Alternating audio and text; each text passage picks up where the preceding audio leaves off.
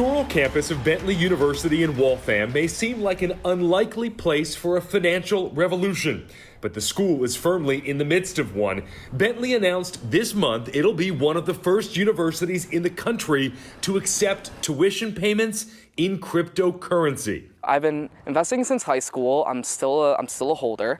I've done pretty well for myself. Bentley Jr. Alex Kim says plenty of people told him it was foolish to invest all his savings in cryptocurrency. While it is risky, he argues crypto is a sound investment. Curiosity took me over and I started to learn about all this. And I realized, wow, I'm not investing in this stock or an ETF. Rather, I'm investing in a new technology, a new software, a new innovation in the space. Now he's founded an on-campus cryptocurrency association, which successfully pushed for the creation of crypto finance classes at Bentley. You know, I'm taking a gamble here and I feel like I'm part of something really early right now. I think right now we really haven't harnessed the value of cryptocurrency. John Betcha is the CEO of FS Vector, a company that advises financial technology firms on cryptocurrency.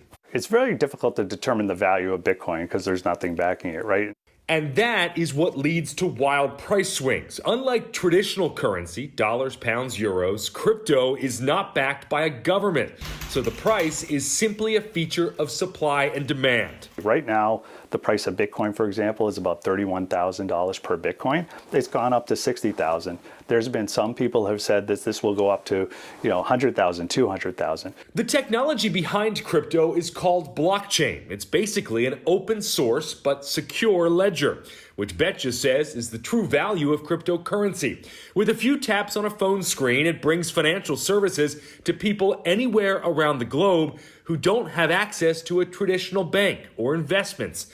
And crypto cuts out the financial middlemen in the process. This is about creating an open banking, open finance system. You're investing in the long-term value of cryptocurrency and the underlying technology in the blockchain and what it can do. Because I really believe that over time, it could change the face of financial services. But it's still early days since you can't pay for most things with crypto, except tuition at Bentley, where Alex Kim sees crypto soon becoming a part of day-to-day life, which he says will prove the worth of his investment. I see it changing completely. So both of these experts tell me that right now, cryptocurrency should only be viewed as a long-term investment that's just one part of a diversified portfolio. That might change in the future, but for now, consider it like you would any other stock, just one with some more wild price swings. I'm Ben Simoneau, WCVB News Center 5.